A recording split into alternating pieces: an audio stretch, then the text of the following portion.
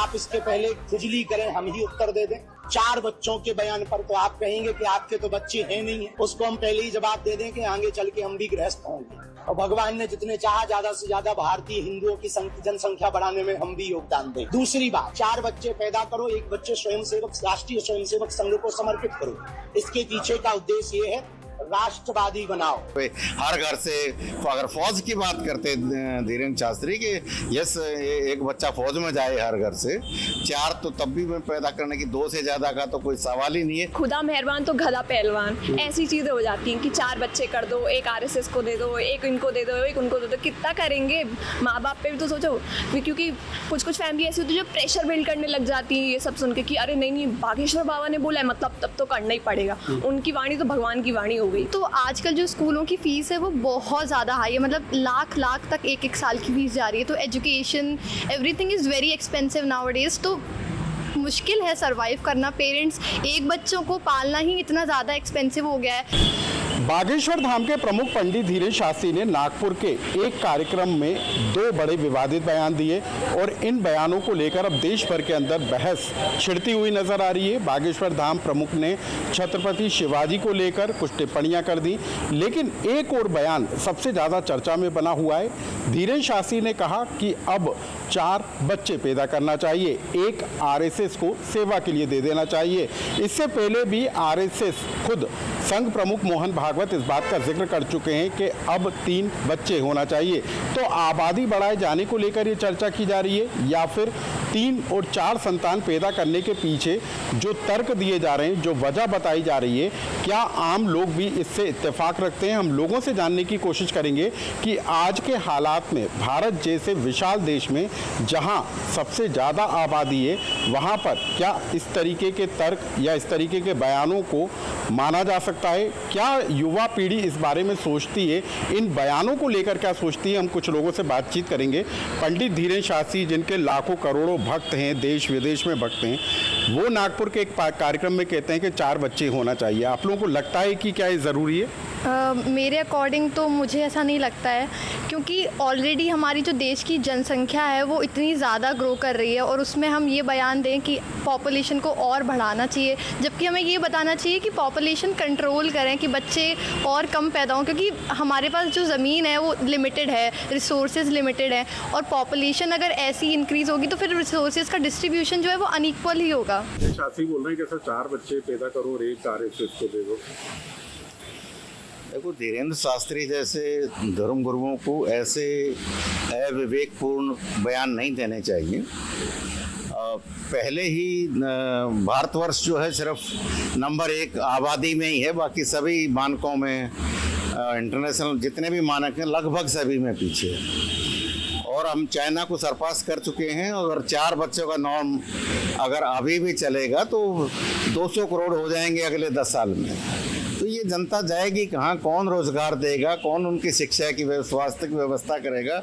इस तरह के गैर जिम्मेदाराना बयान मुझे नहीं लगता ऐसे धर्मगुरुओं के मुंह से शोभा देते। इससे बचना चाहिए।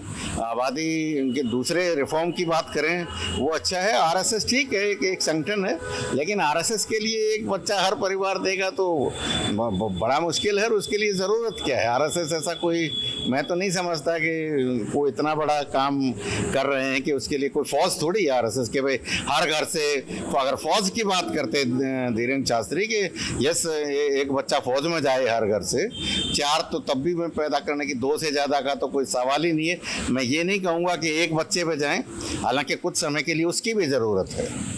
कुछ लोग ऐसा कहते हैं कि चाइना का मॉडल देख लीजिए, वहाँ फेल हो गया 1 चाइल्ड नॉर्म, लेकिन यहाँ तो उसकी भी ज़रूरत है। हम 4 बच्चे की बात करना तो बहुत ही गैर वाजिब है, गैर जिम्मेदाराना है। इसके पीछे जो तर्क एक ये भी दिया जाता है कि हिंदू मुस्लिम में डिवाइड करने की कोशिश की जाती है।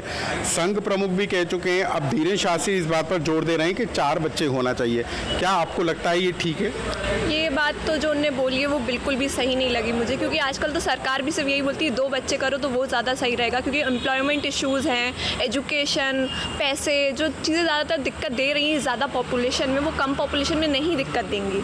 तो उन्हें ये देखना चाहिए कि बहुत पॉपुलेशन जो उनकी फ़ैन फॉलोइंग बहुत बड़ी है, उन्हें सोच समझ के बोलना चाहिए कि क्या वो बोल रहे हैं, क्योंकि उनकी फ़ैन फॉलोइंग उनकी हर एक बात को इतना फॉलो करती है। अभी अगर मान लें कि हम 4 बच्चे करने बैठ भी जाएँ और उनमें से एक RSS को भी दे देंगे तो कब तक करते रहेंगे 4 बच्चे? 4 बच्चों के करने के हिसाब से पैसे भी तो होने चाहिए, उन्हें पाल पोस के बड़ा कर देंगे। RSS वाले थोड़ी आएंगे उनको पाल पोसने करने के लिए। तो ये मुझे तो बिल्कुल अच्छा नहीं लगा जो उनने बोला। अच्छा, ये कहा जाता है कि मुस्लिम जो कम्युनिटी होती है वहाँ पर ज़्यादा बच्चे होते हैं, तो हिंदुओं को प्रेरित किया जा रहा है। क्या आपको लगता है कि इसमें भी विभाजन होना चाहिए? अब ये तो वही बात है कि अगर एक कम्युनिटी ज़्यादा लाइक रिप्रोडक्शन रेट उनकी ज़्यादा है, वहाँ पे ज़्यादा बच्चे पैदा हो रहे हैं, तो हम भी उनकी तरह ही बनने का प्रयास करें कि नहीं, अब हमारी पॉपुलेशन, हमें जनसंख्या बढ़ानी है हिंदुओं की। आपको तो समझ है ना कि आप देखो कि देश की क्या हालत है, तो आप उस हिसाब से अपनी आबादी दर को बढ़ाओ। अब इस चीज़ से कंपेयर करने का तो कोई सेंस ही नहीं बनता है कि मुस्लिमों की आबादी बहुत ज़्यादा। अच्छा, कहा जाता है कि चाइना में one child population, one child जो है फार्मूला लागू किया गया था, लेकिन अब वहाँ पर भी आबादी धीरे धीरे कम हो रही है। वहाँ पर भी अब जो है ज़्यादा बच्चे पैदा करने की अनुमति दी जा रही है। क्या उसको देखते हुए भारत में ये ज़रूरी है? क्या आप लोग सोचते हैं? बहुत ज़्यादा ज़रूरी है, क्योंकि जैसे जैसे पॉपुलेशन बढ़ेगी उतने ज़्यादा इशू बढ़ेंगे, पर पॉपुलेशन कम होगी तो उतने ज़्यादा इशू भी कम होंगे। अब बागेश्वर धाम में तो जो बोल दिया वो एकदम भगवान का एकदम बयान मान लेते कि भगवान ने कह दिया, ये तो वाणी हो गई उनकी। बट ये फिर ऐसा लगता है कि खुदा मेहरबान तो गधा पहलवान, ऐसी चीज़ें हो जाती हैं कि 4 बच्चे कर दो, एक RSS को दे दो, एक इनको दे दो, एक उनको दे दो। कितना करेंगे?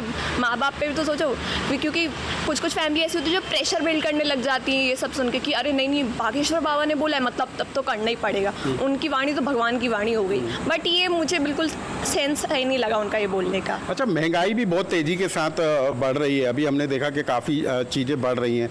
इस दौर में क्या बच्चों की परवरिश करना भी आसान होगा? आसान तो बिल्कुल नहीं है। लाइक अगर हम लोग अपने ही टाइम की बात करें, जब मैं 20 साल की हूँ और जब मैंने स्कूलिंग करी थी, तो मैं एक एवरेज स्कूल से पढ़ी हूँ जहाँ की फ़ीस नॉमिनल थी।